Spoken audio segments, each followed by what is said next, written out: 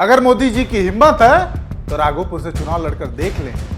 जमानत जब्त नहीं हो गई तो देख लीजिएगा। 30 साल से लालू जी, राबड़ी जी, वहाँ कुछ विकास नहीं होगा। निश्चिंत रहिए, शहाबुद्दीन जी जिंदाबाद, तस्लीमुद्दीन जी जिंदाबाद करने वालों को बिहार कोई सम्मान नहीं देगा। आरजेडी की प्रवक्ता प्रियंका भारती ने पीएम मोदी को उस सीट से चुनौती दी है जहां से तेजस्वी यादव चुनाव लड़ रहे हैं। और हाँ, ये तो कुछ भी नहीं था। प्रियंका भारती ने तो पीएम मोदी को चौथी पास तक बोल दिया, जिसके बाद हंगामा मच गया। इनके सबसे मजबूत नेता कौन? मोदी जी। चौथी पास, ठीक है, क्योंकि एंटायर पॉलिटिकल साइंस का डिग्री नहीं होता है। दूसरा प्रियंका भारती फिर वो कहेंगे, फिर वो आपके नेताओं की डिग्री पर सवाल उठाएंगे। मैंने पहले कहा, चौथी पास मैंने रिटेलिएट किया। उन्होंने शुरू किया, मैंने उसका जवाब दिया। जवाब मुकम्मल मिलेगा क्योंकि ये बिहार ठीक है, ठीक है। अब आइए दूसरा कि हाँ, क्योंकि तेजस्वी जी के राघोपुर पर कई सवाल उठा रहे थे, तो बोल दीजिए प्रधानमंत्री जी को यहीं से मैसेज जाए कि अगर हिम्मत है तो आइए राघोपुर में चुनाव लड़िए। जमानत ने जब्त हुआ तो देख लीजिएगा। मोदी तो मोदी, प्रियंका भारती ने अमित शाह तक को नहीं छोड़ा। अमित शाह की गिनती अनंत सिंह और आनंद मोहन की सूची में कर दी। शहाबुद्दीन नजर आते हैं, अनंत सिंह कौन है? देवता हैं। आनंद मोहन कौन है? देवता। अभी तो मैंने नाम ही नहीं लिया शहाबुद्दीन का। उन्होंने लिया। अरे अभी तो मैंने शहाबुद्दीन का नाम ही नहीं लिया। प्रवक्ता ने लिया। ये लोग अगर देवता है तो हमको बताइए, पूजा करते होंगे गुरु प्रकाश जी उनकी जा करके, हम नहीं करते हैं। दूसरी बात, अमरिंदर कौन है? ये सब बहुत हुलास कौन है? ये सब बहुत नाम है। छोड़िए, खुद छोड़िए ना, छोड़िए। बस एक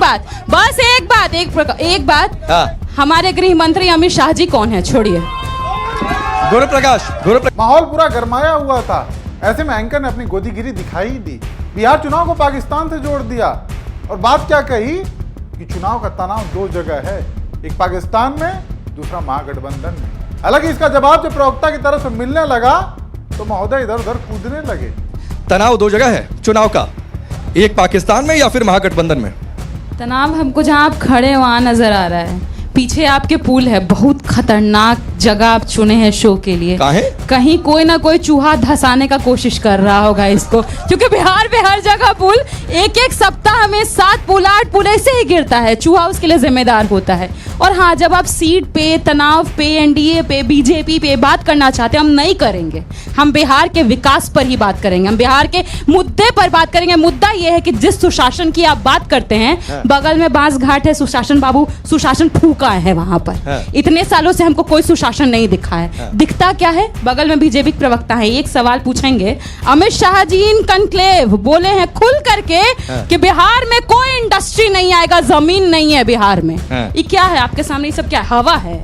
जमीन नहीं है। दूसरी बात कि अडानी जी को जमीन देने के लिए बस खूब जमीन है। 1150 एकड़ जमीन दे दिया 1 रुपया में। हमको आपको नहीं मिलेगा, उन्हीं को मिलेगा। तो वहां जमीन था, वो अपने दोस्त को देने के लिए। बिहार में इंडस्ट्री बनाने के लिए जमीन है, मतलब गुजरात में इंडस्ट्री लगेगा। अब बिहार मजदूर सप्लाई करेगा। मोदी और अमित शाह के बाद प्रियंका भारती ने नंबर लगाया गिरिराज सिंह का, जिन्होंने मुसलमानों को नमक हराम तक बता दिया। चुनाव आयोग का हमको नजर नहीं आता है, क्योंकि फिर दोबारा से आज गिरिराज जी ने देश के मुसलमानों को नमक हराम बोला है। बोले कि केंद्रीय हमारे स्कीम्स का मुसलमान बेनिफिट उठाते हैं और हमको वोट नहीं करते हैं, ऐसे लोग को हम नमक हराम बोलते हैं। किसी समय में गिरिराज जी भी तो हमारे स्कीम्स का फायदा उठा रहे होंगे ना, तो हम उनको क्या बोले? इस और सबसे चिंताजनक स्थिति अगर हमको किसी की लगती है तो चुनाव आयोग की। क्यों कोई एक्शन नहीं ले रहा है? और क्या बिना मोदी जी के परमिशन के ये इस तरह का भाषा निकल रहा होगा क्या गिरिराज जी का? ऊपर सर पे हाथ है तभी कर रहे हैं ना ये सब।